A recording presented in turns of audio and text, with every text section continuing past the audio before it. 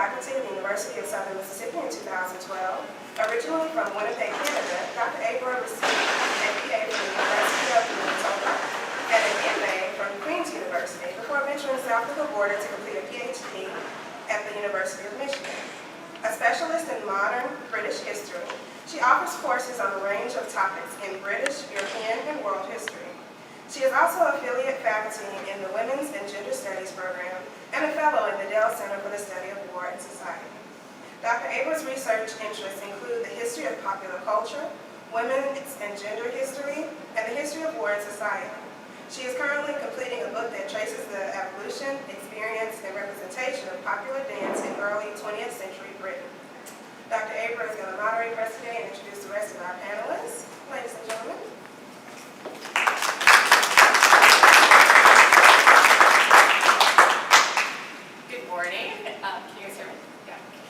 Thanks, Dorian, for introducing us, and to the Mississippi Museum of Art for having us all here on this Saturday morning, and thanks to you for coming out. So for those of you who are not aware of what the Dale Center is all about, it is a research center based out of the History Department at the University of Southern Mississippi, containing all the faculty that you see here before you, which is what we really like about this event. This is the second time we've done it, but we don't usually all get to be on the stage at the same time. So it's a really fun event, and as you're going to hear today, all of the Dale Center Fellows have expertise in a range of different areas, geographically speaking, temporally speaking, thematically. You're going to hear from sort of traditional operation military historians, as well as cultural historians, gender historians. Basically, we are a big tent for all of the ways that you can study the history of war. We have, I think, over there on the table, if you want to grab some information about the Dale Center, you can then obtain access to our website and so forth and get a sense of all of the different programming that we have going on. So before I turn the big floor over to my colleagues here, I just want to tell you a little bit about each of them. First, you're going to hear from Dr. Zelner, who is a historian of colonial America. He is also an associate professor and the department chair of the Department of History at Southern, in addition to being one of the co-directors of the Dale Center. Dr. Zelner has a PhD from the College of William and Mary, and his first book was entitled A Rabble in Arms, Massachusetts Towns and Militiamen during King Philip's War. He's currently working on a second monograph that looks at a bit of the New England Officer Corps as a lens into the culture of early American warfare. Next, you'll hear from Dr. Susannah Ural, who is our Civil War historian. She is professor of history as well as co-director of the Dale Center, and currently holds the Charles W. Moorman Distinguished Alumni Professorship in the Humanities at Southern Miss. She has a PhD from Kansas State and is the author of several books on the American Civil War, and is currently finishing up a book on Hood's Texas Brigade as an elite unit in the Civil War, titled TBA. After that, we have Dr. Andrew Wiest, who is the University Distinguished Professor of History and founding director of the Dale Center for the Study of War and Society. Dr. Wiest holds a PhD from the University of Illinois at Chicago, and is the author of several books on the Vietnam War as well as the First World War. Most recent of these was Boys of '67, Charlie's Company War in Vietnam, which you may well be aware of as well, because it actually was a very successful Emmy-nominated documentary on the National Geographic Channel called Brothers at War. Dr. Wiest is currently working on a follow-up to Boys of '67 about some of the women who were associated with the men of Charlie Company that he wrote about in the first book. Next, we have Dr. Douglas Bristol, who is an associate professor of history at our Gulf Coast campus, as well as a fellow in the Dale Center, and the co-director of the Center for the Study of the Gulf South at Southern Miss. He holds a PhD from the University of Maryland, and his first book was Knights of the Razor, Black Barbers in Slavery and in Freedom. And he's now working on a project on African-American soldiers in the Second World War. Then we have Dr. Kenneth Swope, who is a professor of history and currently holds the Buford Blunt Professorship of Military History, which is an endowed professorship within the Dale Center. He holds a PhD from the University of Michigan as well, go blue. And in addition to several books on early Ming China, his most recent one is The Military Collapse of China's Ming Dynasty. He is currently working on a second book, or pardon me, a third book, called On the Trail of the Yellow Tiger, war, trauma, and social dislocation in southwest China during the Beijing transition. Scheduled to be published by University of Nebraska Press, and he got to go work on that for a big chunk of last semester at Princeton, so that was pretty nice. And then last but not least, we have Dr. Heather Stur, who is an associate professor of history and fellow in the Dale Center as well. Dr. Stur holds a PhD from the University of Wisconsin. Her first book was Beyond Combat, Women and Gender in the Vietnam War Era. And she's currently writing up research that she did during the 2013-2014 academic year that she spent in Vietnam on a Fulbright scholarship. Two book projects, one about Saigon intellectuals and one about the expansion of the U.S. military, demographically speaking, and so forth in the 20th century. So as you can hear, they have a range of interests and research areas of expertise. So what you're going to hear today is a little bit about images or artwork that is associated with the modern or modernism in their respective areas. And I look forward to hearing it. Thank you so much.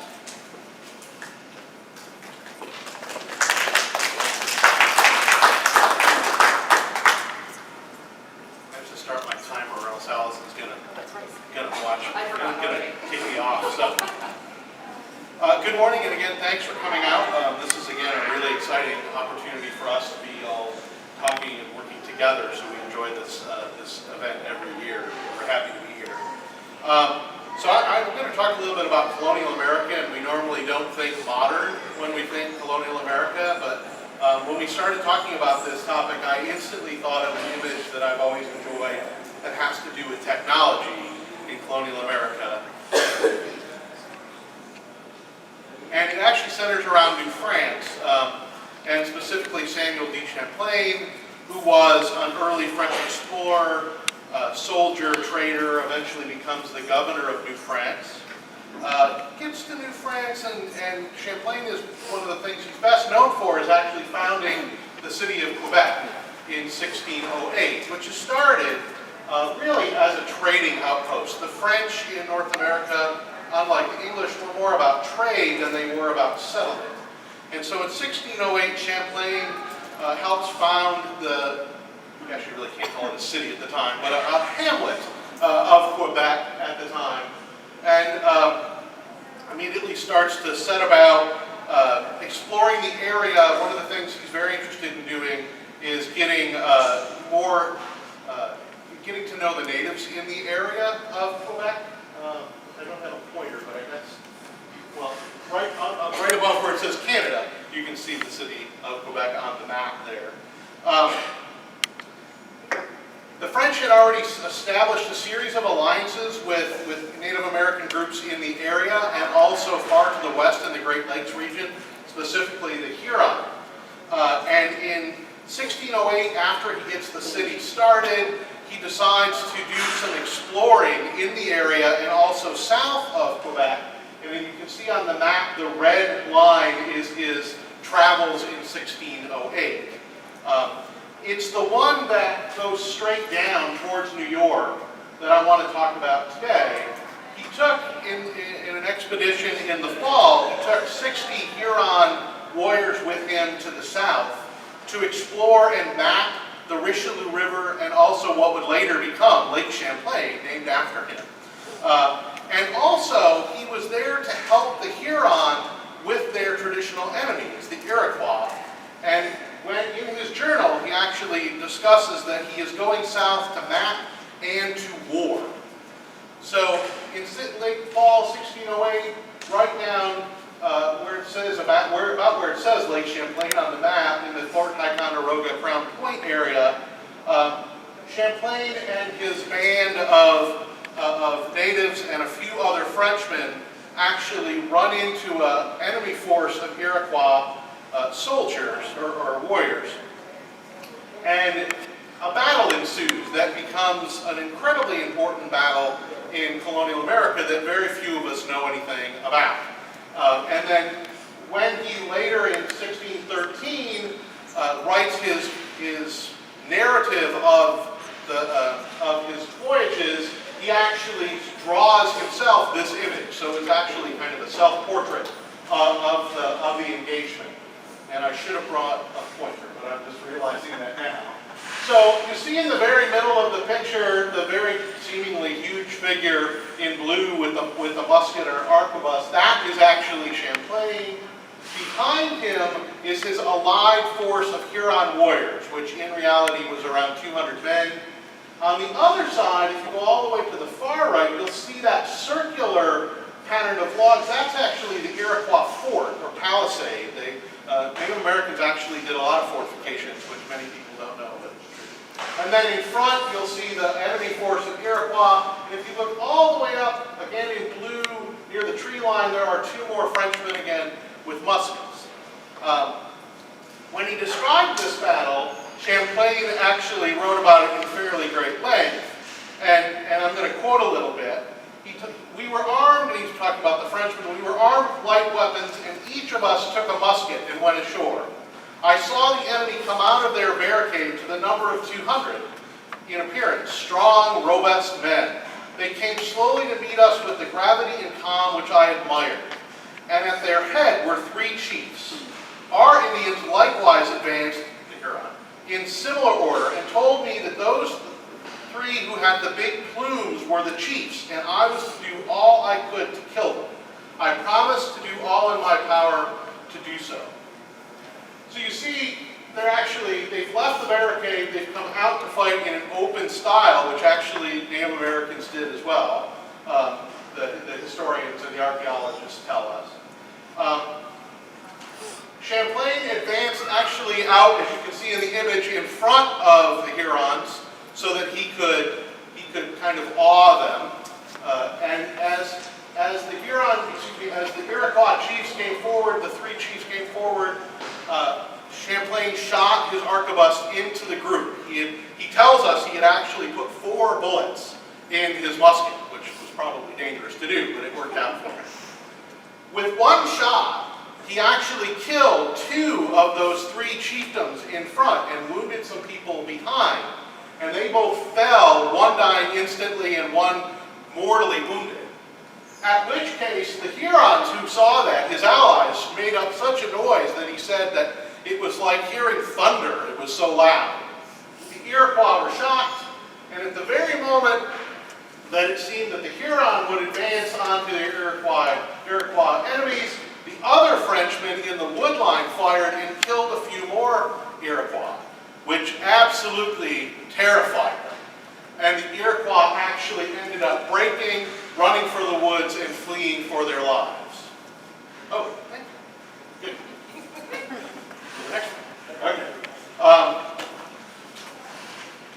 The Champlain's force lost a few men, the Iroquois lost probably 20, but this incident, or what I'm going to call a modern moment because of the technology and how it changed the kind of geopolitical landscape in early New France, is incredibly important for 2 reasons. First, it's the first use of firearm technology in North America. And it was a game changer, right? From that moment on, every single Native American soldier or warrior wanted to have a firearm weapon because they saw how deadly it could be. The other thing that happens because of this is that the Huron, from now on, are indebted to Champlain and the French, and will actually ally formally with them. And of course, that means that their enemy, the Iroquois, will end up being the sworn enemies of the French, and that pattern will continue for 100 to 150 years. The Iroquois, needing their own ally, European ally, will eventually talk to who? The English, and even before the English, the Dutch. And so this one moment, this one shot of a modern firearm, sets the alliances in North America for the next 100 to 150 and even longer. Because if you know the American Revolution, for instance, the Iroquois sided with the English against the Americans. So I really think that this image, which Champlain again drew, and this is the only portrait, by the way, we have of him. It's a self-portrait. It's very common. But this one image and this one moment truly changed the nature of warfare in early America for over 200 years. Thank you.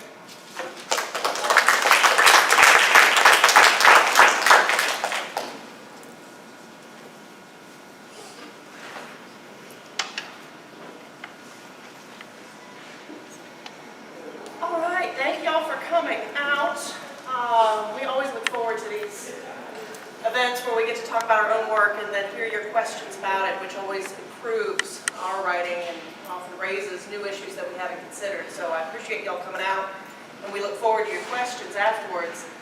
My specialty is the American Civil War, which most of you probably know was fought in the middle of the 19th century. And if you think about how important and how central it is to American history, I think one of the best examples of that, of course, is just think about how people learn, students in this country learn about American history, right? From primary school through graduate school, always having it divided in the 1860s, right around this time period of this war. And when we were thinking about examples of modernity, one of the things that occurred to me, of course, was the advent of photography. And the Civil War is the first American conflict to be photographed. Up until, it's really about a year into the war before Americans, though, really see any of the more gruesome aspects of the war that has been unfolding. Okay? The Civil War begins in April of 1861. The images that Americans at home really see of the conflict, though, of course, are sketches. For those of you who came last year when we did this event, there was that wonderful Becker collection that was here of Civil War sketch artists. But what the Becker collection helps you understand is that, well, the interpretation of the scene is really dependent upon the artist. Well, in October of 1862, Matthew Brady featured an exhibit at his New York City studio called The Dead at Antietam. And of course, the Battle of Antietam had been fought the previous month, on September 17th, and it remains to this day the bloodiest single day in American history, where 23,000 Americans fell dead, wounded, or missing. The photographer who actually took the shots was the gentleman you see on the screen there, Alexander Gardner, who was one of Matthew Brady's kind of field experts he would send off to capture these scenes. But never before had Americans seen a battle at home. And it created this real stir in the newspapers and the discussions of the day. And I want to read to you one of the reviews of the 1862 exhibit in New York City. It was published in the New York Times. The author wrote, "The living that throng Broadway care little, perhaps, for the dead at Antietam, but we fancy they would jostle less carelessly down the great thoroughfare, saunter less at their ease, were a few dripping bodies, fresh from the field, laid along the pavement. As it is, the dead of the battlefield come up to us very rarely, even in dreams. We see the list in the morning paper at breakfast, but dismiss its recollection with the coffee. There is a confused mass of names, but they are all strangers. We forget the horrible significance that dwells amid the jumble of type." And so two things have always struck me about this exhibit. One is the desire as early as October of 1862, so what is that, 15 months into the war, to remind civilians at home that you're forgetting about the war. You're not pondering this enough. You're not thinking about the suffering. You're just going on about your lives. And so you have these very gruesome scenes in this effort to bring the reality of war to the home front. This is another one of the images that was part of the exhibit. And if you just Google "Dead at Antietam," you can see a lot of photographs that were part of this. And one of the things that might strike you is this photograph, which was captioned by Brady, "Federal buried, Confederate unburied." In almost every single photograph that Gardner took that was featured in the exhibit, they are almost all of Confederate dead unburied. Now, historians have argued that, well, whoever held the ground at the end of the battle, they always buried their dead first, and then they would actually go ahead and bury the enemy dead, usually in mass trenches, not in individual graves. What you might notice here is this Federal soldier, I've had too much coffee, sorry. This Federal soldier is kind of mourning over the grave of a Michigan soldier who's been killed, while this Confederate is just laying there. Historians have argued that, well, okay, the Federal dead had really already been buried by the time Gardner got to the battlefield, but what we've actually discovered is that no, he was actually on the field while the fighting was still taking place. And so now the argument is that, well, Northerners on the home front would have been disconcerted to see their own dead just laying exposed, and that really what Gardner's doing is kind of being sensitive to these issues. But what I'm wondering is if perhaps there's a hardening, a growing anger toward toward the enemy that you're seeing as early as the fall of 1862. Not much later in the war, as we always talk about it. It's certainly getting ugly by 64. By 1862, that there's a hardness developing.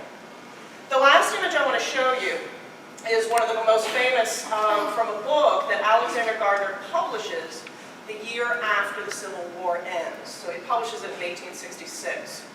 It's a number of the photos from the original exhibit about Antietam, as well as other photos that he took in the days following the Battle of Gettysburg, fought in July of 63, which, as many of you may know, was the largest battle of the American Civil War, largest casualties of any battle, largest battle that's ever been fought in the entire Western Hemisphere. One of the interesting things that's come out in the last few years, though, was a historian by the name of William Fresneda, who has studied the Battle of Gettysburg, photography during the Civil War. And what he started to notice was that he saw this soldier here, but then he's like, he really looks a lot like the soldier that was featured in the Sharpshooter's Last Sleep, as opposed to the home of the rebel sharpshooter, a whole separate photograph. And what Fresneda started to do was look at the weapon, look at the uniform, look at the hairline, look at the features of the young man, and he's identified that what started out as this tool to capture modernity, to capture the realism, the truth of war, by 1866 had become a very commercial venture. And this young man was actually, he's been identified in seven separate photographs as he was moved to different scenes. The weapon that is near him, they're pretty sure is a photographer's prop. It's not a sharpshooter's rifle. And so what's fascinating to me is the truth of photography has become anything but that by the end of the war. So thank you all very much.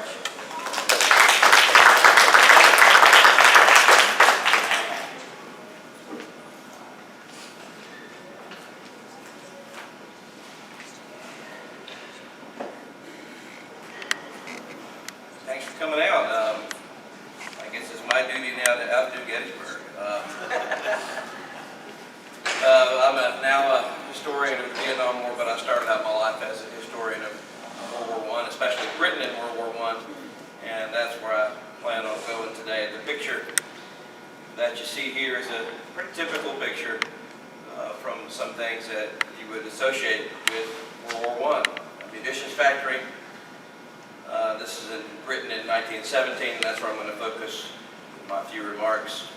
And to me, this screamed modernity in war when I looked at this specific picture.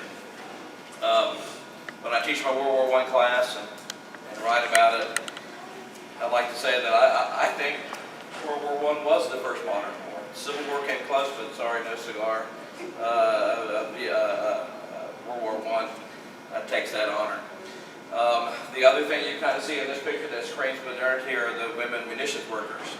So two big aspects of World War I are encapsulated in this picture in 1917. Other wars are known for other things. The introduction of firepower technology, the arquebus into the Western Hemisphere. The Civil War, perhaps for the first widespread use of the rifle. World War I, if it's known for anything, it's the Henry Ford production line war. It's industrial in scale, and that's what screams modernity to me and makes it the first modern war. Napoleon freaked people out with his grand army of 600,000 that invaded Russia. That was huge for the time. Only the Romans have been able to pull off something like that before. American armies during the Civil War reach pretty staggeringly high numbers, but nothing like what we're going to see in the First World War. Raising an army of men and equipping it, keeping it in the field of 1 million was almost unheard of. Here's what you're able to pull off in World War I. Russia mobilizes 12 million men, Germany 11 million, France 8.4 million, Britain 8.9 million, Italy 5.6 million, Austria 7.8 million. Dragging up the rear is the United States with 4.3 million because we're only in the war for a week or two before the whole thing ends, right? And these armies remain in the field slugging it out for 5 years. And that is unprecedented in the history of the world. And what I propose to do is look at a couple of very specific modern things about this picture. First, let's look at the female munitions workers. If you've heard anything about World War I, you've heard that the women replaced the men in factories who had gone off to war. And here's some basic numbers for you. At the beginning of the war, there were 2,000 women workers involved in munitions production in Britain. And that's not just the production of artillery shells, that's the production of everything to go with artillery shells, from saltpeter on one end to shipping on the other to get them to the Western Front. 2,000 women involved in that process. By the end of the war, there's 1 million women involved in the munitions working process. And that doesn't count things like the Women's Land Army, women moving in to become conductors on buses and lawyers and teachers and you name it.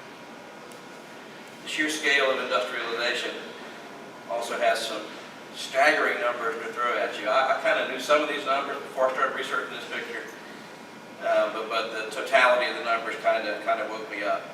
During World War I, on the Western Front, so this doesn't count Mesopotamia, it doesn't count the Eastern Front, on the Western Front alone, 1.2 billion artillery shells were fired.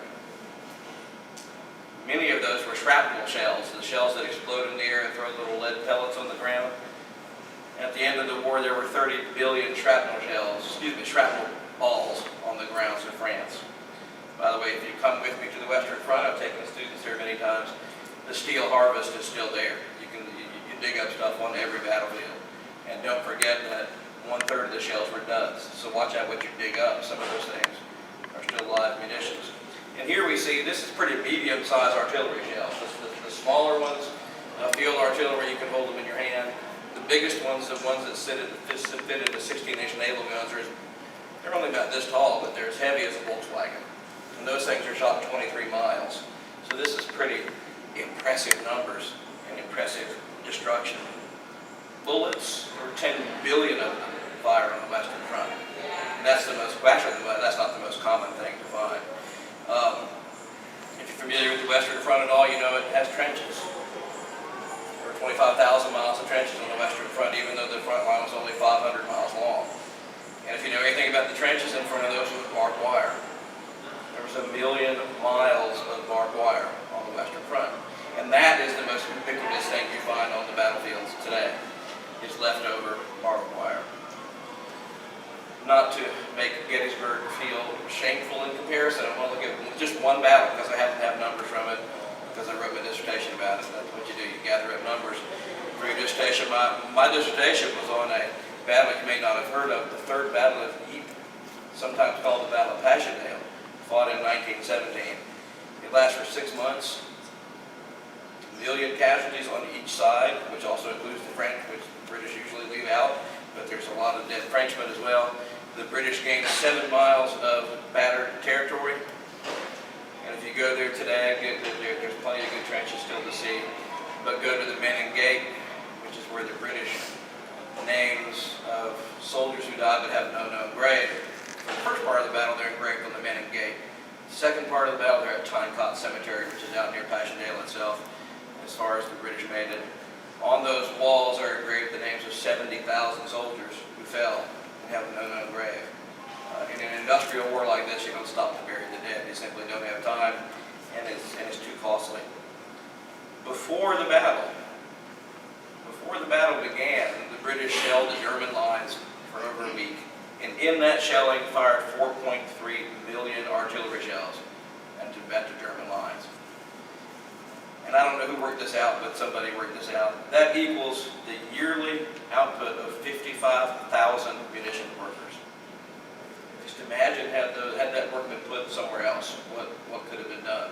The yearly work of 55,000 people to undertake 1 week of shelling on the German lines. That really didn't accomplish much at all.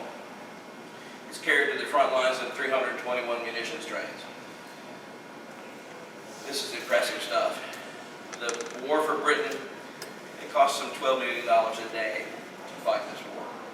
This is industrial, this is modern. In 4 years, Britain sends 25 million tons of military supplies to France, 3 million tons of food, 5 million tons of oats, because there's lots of horses over there to eat those oats, and 2 billion letters from loved ones on the home front. Perhaps you've all heard of D-Day from World War II. I'm going to make World War II feel a little inadequate now. Perhaps you've all heard of D-Day. That's maybe the one battle you've heard of in World War II. Maybe the one thing you've heard of in World War I is that it ended on November 11th, 1918. So there was one day up till 11 o'clock at the very end of the war where the war's kind of winding down. More people died on the Western Front in that part of a day than died in all of D-Day. It's a monumental in scale and size war. Guesses, and there's only guesses, between 19 and 23 million dead in the war. Let's put that into more stark relief. The only numbers I was able to find indicate 8% of the British population is lost. 9% of the German population is lost, and 11% of the French population is lost. So I would argue, and if you follow the impact of World War I on the societies that fought it, you can see the grave impact from the lives of regular people to the lives that were ended. This war has a great social impact, and I would argue it has that social impact because it is the first modern industrial war. Thank you.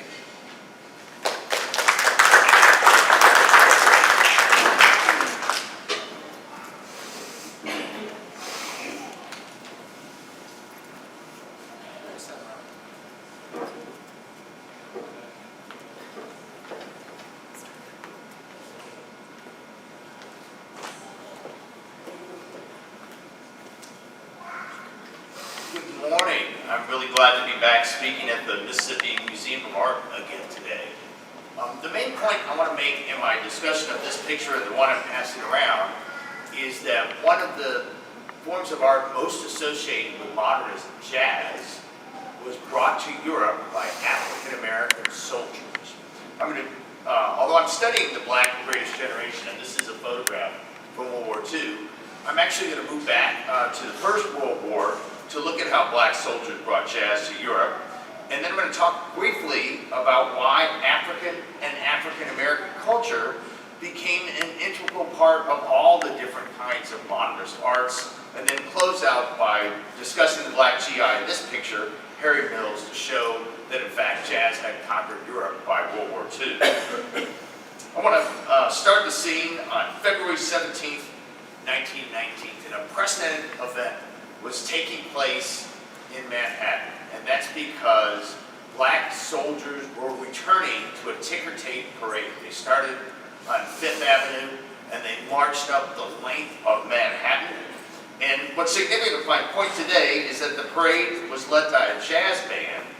The band was Lieutenant James Wiest, Europe's famous 369th U.S. Infantry Hellfighters Band. That's the picture that I'm passing around here. The Hellfighters Band had made itself and the new American music, jazz, famous throughout Europe. In February and March of 1918, James Wiest Europe and his military band traveled over 2,000 miles in France, performing for British, French, and American soldiers, as well as French civilians, all to great acclaim. Now, the returning black veterans marched the length of Manhattan, as I mentioned, and things really got going when they reached Lenox Avenue, because of course that's the boundary where Harlem begins. And the band switched it to "Here Comes My Daddy Now," and the crowd simply went wild because at that moment it seemed to everyone in Harlem that the accomplishments of these black heroes, these returning veterans from the battlefields of World War I in France, made it impossible for white Americans to treat African Americans as less than men and citizens. And you might ask, so what had these black soldiers accomplished? The unit was originally, this was a volunteer unit of black soldiers. It was the 15th Division. However, the U.S. Army at the time was so racist, frankly, that they didn't think black men could fight. So they assigned these men to the French Army, where they were renamed the 369th Infantry. And of course, Europe's band was part of that. They had very distinguished service. They were the first regiment Allied unit to reach the Rhine. The entire unit was awarded the Croix de Guerre, and then of course 171 officers and enlisted men were cited individually either for the Croix de Guerre or the highest honor the French military bestows, the Legion of Honor. So because black soldiers had shown that they could do a white man's job on the battlefield, it's easy to understand why the residents of Harlem were so proud of the 369th Regiment. However, it is less obvious why Europeans became such fans of black men's music. And the answer, of course, comes to do with the disenchantment with European civilization that came as a result of the horrors of World War I.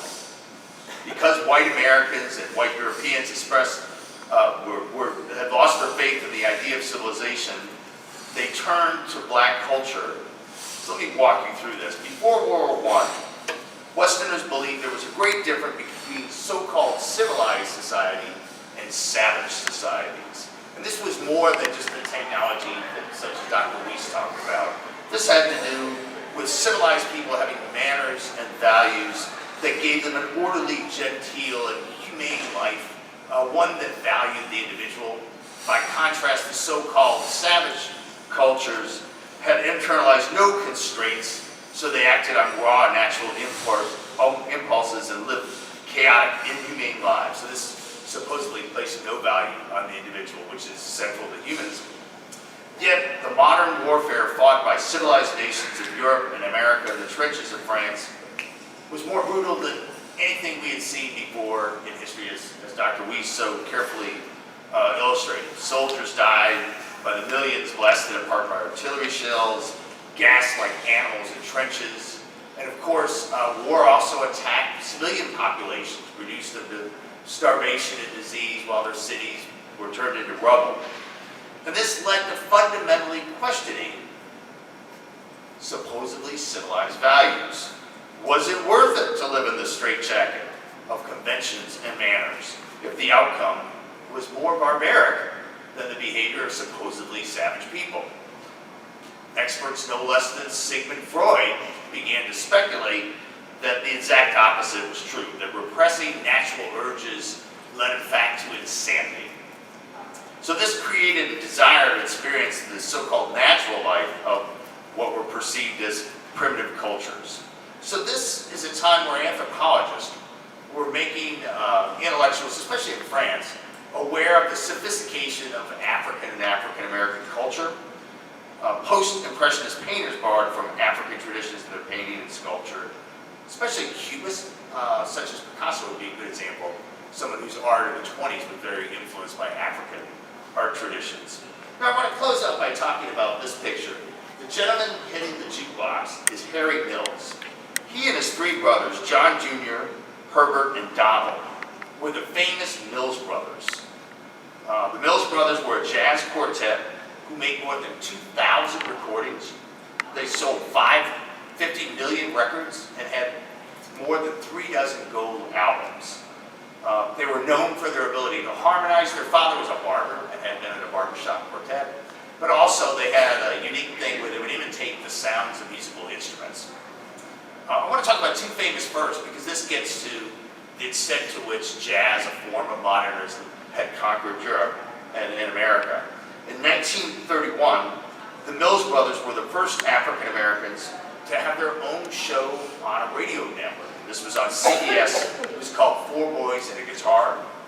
3 years later, in 1934, the Mills brothers were the first African American performers to give a command performance for British royalty, performing at the Regal Theatre for King George V and Queen Mary. After playing for the British monarch, the Mills brothers remained in Europe. They were so successful they didn't leave until war broke out in 1939. And of course, during the war, Harry Mills himself gets drafted. So this picture is Harry Mills, now in the Army, in England, playing one of his own songs, which I think gives you the sense to which how thoroughly African American soldiers had popularized jazz, that the sound of modernity in Europe. Thank you very much.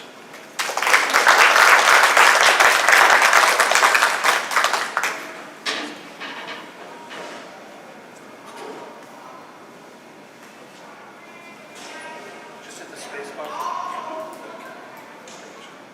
Okay, well, now I'm going to continue. continue discussing World War II from a slightly different perspective, and I'm going to be looking at a few of the cartoons of a famous Chinese artist from World War II, a guy named Feng Zikai. And I'll say a couple of things about the war in China first, because from an American perspective, World War II begins 1941, the Japanese bombing of Pearl Harbor. What a lot of Americans don't realize is that, in fact, by that point in time, China had already been fighting Japan for over 10 years. And so for Chinese, World War II begins in September 1931. And in fact, they refer to it as the War of Anti-Japanese Resistance. Counter-Janjang is the Chinese term for World War II. And so, in fact, as the war went on, a variety of things were done to mobilize the population, and so we'll be seeing some examples of those today, which incorporated, I guess, modern trends in art, in this case, cartoons. So you'll see cartoons by the artist Feng Zikai. I'm going to tell you a little bit about him first, and then I'll get into the images themselves. Feng was born in 1898 in central China, in Hangzhou, and he studied at a very prestigious high school, Hangzhou High School in China, and he studied art, he studied music, he studied literature. Like many well-educated Chinese at the time, then he went to Japan to continue his studies at university, where he learned more about traditional art techniques and the like. He returned to China shortly thereafter in the early 20th century, opened a publishing house, opened an art studio. And so his first artwork that he generally did was kind of a mixture of traditional Chinese art and themes with more modern representations of color images, images of people in the countryside, people on horseback, classical Chinese themes and images. However, starting in the 1920s, he became more interested, or at least semi-interested, in new art forms, including cartoons. And cartoons had been known in China since the Qing dynasty, since the 19th century, if not before. And they were part of newspapers and these other new mediums that were going through China at the time. Feng himself, interestingly enough, he did not particularly regard cartoons as high art. He thought of them as low art, as a sort of pandering to the masses, was a little ambivalent about using cartoons as art. But then, ironically enough, he literally created the word for cartoon in modern Chinese, which is manhua. And some of you who know anything about Japan might be familiar with the term manga. That's the Japanese word for manhwa, so the term that the Japanese use for cartoons today. And cartoons are very popular in Japan, as historical sources, etc. They also emerged in China at the time. Close the door there. And so Feng actually coins the term, and then we'll start drawing cartoons as well in terms of military cartoons. Although initially his earlier work focused on everyday life, on children, we thought were especially important in trying to provide some sense of hope. You have to understand at this time in China, they had been going through a period of warlordism, social disorder, and he was trying to find more positive images to sort of inspire the masses. This is before full-scale Japanese invasion. I'll turn to the images here in a second. And so when the full-scale war kind of breaks out in the 30s, Feng and many other Chinese artists at the time decided that, well, we have to use cartoons as warfare, and so create what they call cartoon war. And in fact, in 1937, when the war between China and Japan escalates, they create a, what is it called? National Salvation Cartoon Propaganda Corps, which is designed to galvanize the Chinese population to resist Japan and do so in ways that are accessible and understanding, for ordinary people. And so in traditional Chinese art, it was often common to have an image and then have a little picture or a little description on the side, a poem or some other sort of writing explaining what the significance of the picture was, if it's of course a historical setting or something like that. And so Feng sort of marries the modern cartoon format with this traditional way of doing art. And so I'm going to show you several different examples here. This one is Warfare in Music. He himself was a strong Buddhist. He was very anti-war, so he was quite ambivalent initially about drawing war images. So he tried to include images that showed other things happening in war, and try to inspire people that there is not only something to fight for, but there are other aspects to combat and things that sort of get away from the horrors that people experience on a daily basis. So this particular image here is entitled War and Music. So you see a soldier sitting down with a traditional Chinese instrument, whether 1 or 2 string instrument he's playing. Notice, he's holding the instrument, he's got his rifle there on the side alongside his military pack. And so that's one of his more famous images, War and Music. Next one we'll see here is War and Flowers.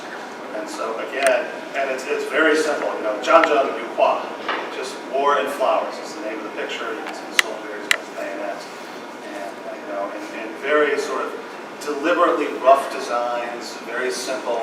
The captions were designed to be simple so that ordinary Chinese could read them and understand them. And also remember, these would be printed often on bad paper in newspapers, and that was intended to sort of inspire and galvanize the population. And so these were some of the more positive images. But as the war went on and extended, these artists realized the need to come up with images that were more striking and galvanizing, much like some of these other images we've seen, even with the Civil War. Right? So this next one is quite dramatic. And so I will read the Chinese caption here. So you can see the baby nursing at his mother's breast as her head gets blown off by Japanese bombs. And then you can see the baby's toys on the side here.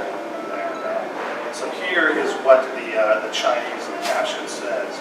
It says, "In this aerial raid, on whom do the bombs drop? A baby is sucking at its mother's breast. But the loving mother's head has suddenly been severed. Blood and milk run together." And there were other images like this. In fact, there's one that I almost included that was quite similar in the case where the mother is running away, the baby on her back, its head has been blown off. And she doesn't realize it, because she hasn't seen what's happened. She's trying to run to an air raid shelter. And so, very powerful images, simple in terms of the medium itself. You can see the image itself is very strong and striking. And one more to show you here. And so, again, the inscription on here, it literally says bombs falling, but the inscription on the building here is, "This is a school for the deaf and the blind." So they don't know what's about to happen. And these are Japanese bombs falling on the school.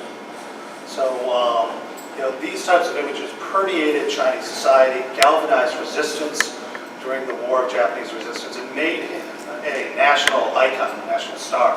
His own publishing house and studio were eventually destroyed during the war by Japanese bombing.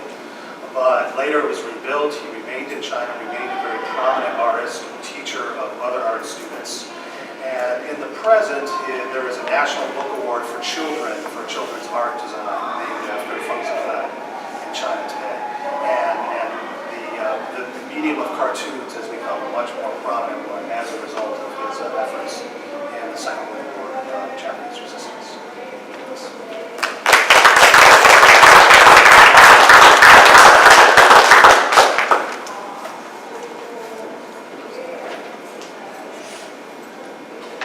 Good morning, everyone, and one more thank you from all of us in the Dale Center to you all for coming out to our talks today. I'm Heather Stur from the Dale Center, and I'm going to keep us in Asia, but I'm going to shift our time period more into the future, looking at the post-World War II era and looking specifically at South Vietnamese art. It's interesting to think about South Vietnam and modernism and art and war for a number of reasons. The existence of South Vietnam from the 1950s to 1975 coincides with the mid-20th century modernism in art. South Vietnam also was born in war, it died in war. South Vietnamese history is one of a search for a modern identity. And war was part of that identity, it was always part of that identity. And so when our historians talk about modernism in art, one of the things that they're talking about is an attempt to make sense of a rapidly changing world. So if modernism begins in the mid-19th century and we're talking about Western art, European and American art, the rapidly changing world that artists are trying to make sense of is the industrial era and urbanization. Well, in the case of South Vietnam, the world that South Vietnamese artists are trying to make sense of is a world of war. You know, a world that was born of war and really that dies in war. And so in South Vietnamese art, you see three primary characteristics coming out in paintings in particular. One is a difference between South Vietnamese art and the art of North Vietnam, which primarily was government propaganda. North Vietnamese art was meant to be used as government propaganda, and the primary patron of North Vietnamese art is the North Vietnamese government. And so South Vietnamese art is meant to reflect freedom of expression, freedom of speech. So where there was government repression in South Vietnam, there was an effort by the South Vietnamese government to allow for a certain degree of freedom of expression to demonstrate that South Vietnam was a democracy. And so you see freedom of expression in South Vietnamese art. You also see a longing for homeland in South Vietnamese art. And this reflects the fact that in 1954, about 1 million people migrated from North Vietnam to South Vietnam when Vietnam was divided. After the First Indochina War, the defeat of the French, and Vietnam was divided, about 1 million people, primarily Catholics, moved to the South. And so you see reflected in South Vietnamese art a longing for a homeland, the northern homeland that those 1 million migrants left in 1954. And then you also see, and this mainly will be the focus of the images that I'm going to show you, a desire for peace, and see how artists represent that desire for peace. South Vietnam had a thriving art scene that really began to develop in the 1950s with the establishment of two art schools, the National College of Fine Arts in Saigon and the Fine Arts School in Hue. So two art schools were established in the 1950s. They were modeled on French art schools. And initially, the type of art that was being produced in those schools reflected kind of more traditional artistic styles, neoclassicism, paintings of Christian saints. I should mention that those 1 million migrants that moved south in 1954 were primarily Catholic. And so you see some, what art historians will refer to as more traditional types of painting coming out of the early graduates of those South Vietnamese art schools. But then in the 1960s, the Society for Saigonese Young Artists was founded. And it's in those artists' works that you see South Vietnamese modernism expressed. These artists rejected conservatism, they rejected the more traditional artistic styles, they embraced modernism, they embraced abstract art. And this actually reflects a greater generational divide among South Vietnamese over what will be Vietnam's post-colonial identity. So you're seeing that playing out in South Vietnamese art as well. The characteristics of the paintings of the Society of Saigonese Young Artists primarily reflected the desire for peace. And so I'll show you a couple of images of that in a second. But I wanted to start with this first one. The artist of this painting is a man by the name of Ta Tai. He was born in Hanoi in 1922. He was educated in France, and he eventually migrated to the South, and he ended up serving as a lieutenant colonel in the Army of the Republic of Vietnam, the South Vietnamese Army. He was one of the founders of the Society of Saigonese Young Artists. And the painting on this slide, painting of a man by the name of Wiest. Wiest was a contemporary poet of Tai Tai's. And so this is a representation of him. Both men, after the end of the Vietnam War, the fall of Saigon in 1975, fled Vietnam and resettled in the United States. Actually, Tai Tai was in a re-education camp before coming to the United States. They both ended up settling in the United States. Tai Tai actually returned to Vietnam before his death in 2004. Was able to spend a few years there, back there before he died. So, like I said, one of the main characteristics of South Vietnamese art is a desire for peace, which is reflected in kind of these dreamlike images of young women, kind of an ethereal look to the paintings. And so this painting, it's undated, but we know that it's pre-1975. Water Hyacinth Flower was done by an artist named Nguyen Phuc. who was born in Saigon in 1943 and graduated from the National College of Fine Arts in Saigon in 1965. He was a member of the Society of Saigonese Young Artists, and after the fall of Saigon, he fled Vietnam and resettled in the U.S. You'll see that this is a pattern. The next couple of paintings that I'm going to show you are done after the era of South Vietnam, so the 1990s and into the 21st century. The reason for this is that after the fall of Saigon, much of the art of South Vietnam was destroyed. It was destroyed either by the artists themselves or by the patrons who had purchased the art because they were afraid of being associated with South Vietnamese culture, that would somehow be construed by the new government to reflect that they had been associated with the Saigon government or associated with the United States.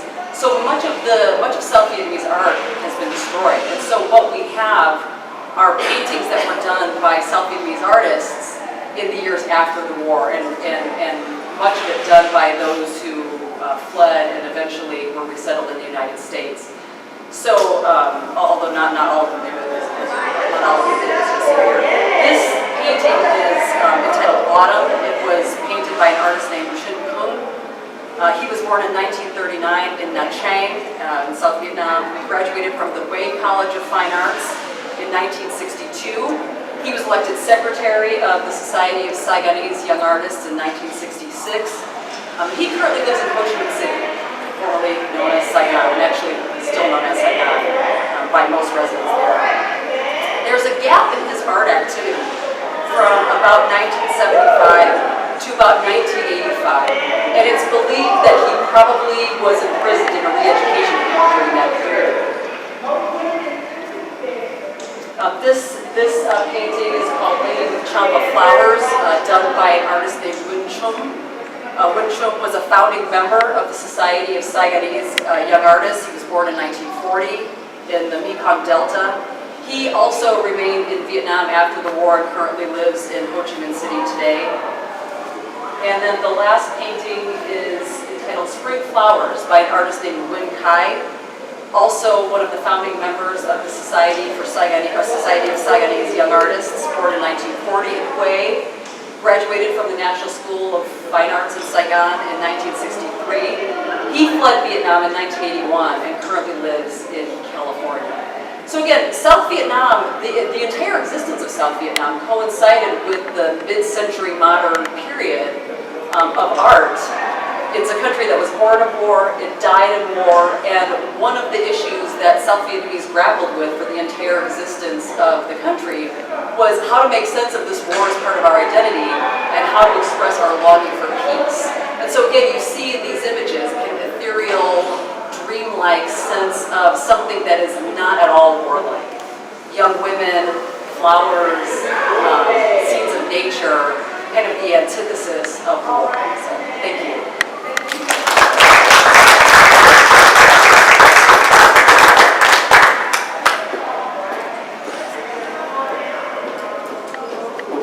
Like to ask any questions of the panel?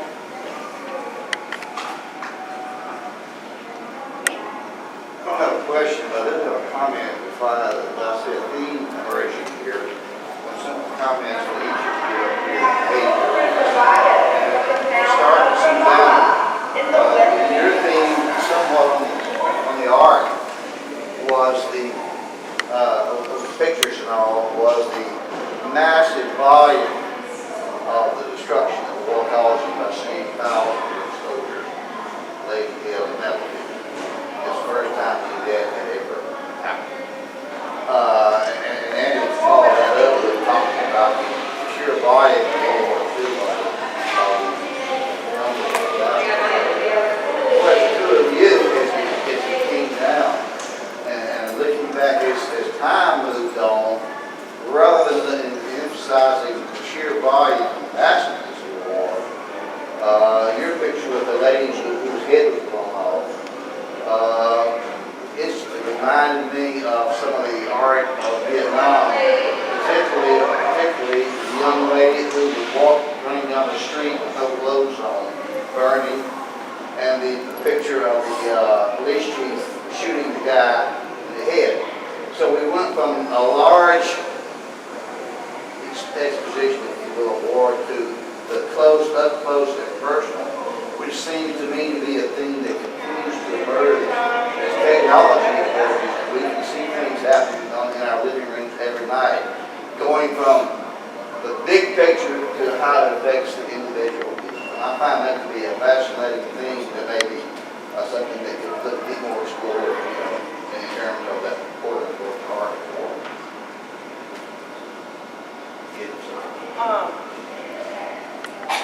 I think what I didn't have time to get into was that last photograph of the sharpshooter. Yeah. One of the interesting things I noticed was the photographic exhibits in 1862, 1863. I mean, it's not thousands of dead bodies, but I mean, it's definitely of unburied dead, right? But there is a relayed effort to identify certainly any of the Confederates. Federals sometimes are, but not Confederates. What I noticed by Gardner's photos by 1866 is he's writing these stories about what he thinks this single Confederate soldier may have been thinking before he died, what his experiences were. And even, I would say, within the war, it's becoming more personal.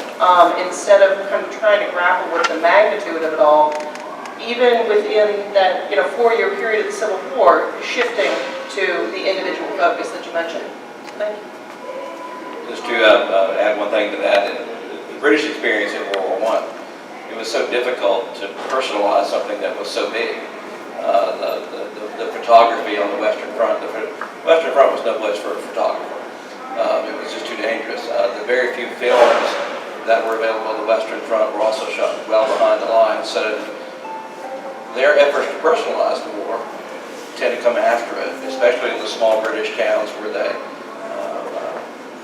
erect memorials to the war. That's when you begin to see it's a post-war personalization of it, which has a lot to do with the technology of the time and lack of the technology. But they certainly struggle to personalize the war, where more modern technology makes that much more possible. Other questions? Dr. Bristol, your analysis of jazz and jazz's acceptance of Black culture, this association with culture, would you say that Dada was also an outpouring of that? Dada was saying that culture in Europe was between the wars. Dada was art threw away all the modern, all the Yeah, I think that's a really perceptive observation. It's just the established Western aesthetic tradition associated with Victorian Europe and America was just seen as no longer valid in light of the war of World War I.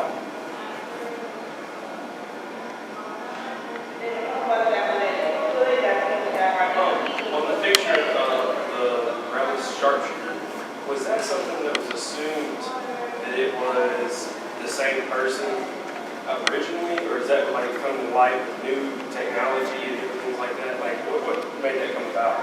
That's come about because some war historians might be a little too obsessed with our work. But seriously, I mean, that's Bill Fresnito just looking at enough photographs. I mean, we use these are very well-known photographs within the Civil War field, and this is a Civil War historian really doing what he should do, just kind of observing, wait a minute, well, that sure looks like the same guy, and nobody at the time understood that. What it was at the time, the assumptions are that Gardner actually got to the battlefield after most of the dead had already been buried. And so he's trying to get these shots similar to what he did almost a year earlier at Antietam, and he's just running out of time. There's also a theory that you can't just do the battlefield dead, all right? This has already been done. Almost in this kind of ugly way, well, that shock value's already been used. And so he's trying to go for something else here, and they literally just start staging scenes rather than capturing what Americans celebrated, is the wrong word, but what Americans appreciated in 1862 as what they saw as the truth, the reality of war, like they had never before been able to see it. But no, the knowledge that this is the same young man was used in about 7 different photographs that's come out within about the last decade or so. Other questions or comments? Do you guys have anything you want to ask each other? Something we kind of fed into each other so well. do have a question. So have the communists in North Vietnam lessened restrictions on artists? So in the current time? The answer to that is actually no. Not so much, I don't know so much about artists, but in terms of blogging, there's been a real crackdown on any efforts to demand democracy, democratization, a loosening of the controls that the government has on Vietnamese society. So the opposite is actually true, that there remains a tight hold on Vietnamese speech. Now, in popular culture, there is a real embrace of like American music, American movies, and there's a fair amount of openness among the Vietnamese government towards that. But in terms of using art to express attitudes towards the Vietnamese government by Vietnamese, there is still a very tight hold on what leeway artists have, which is not is to promote the government still.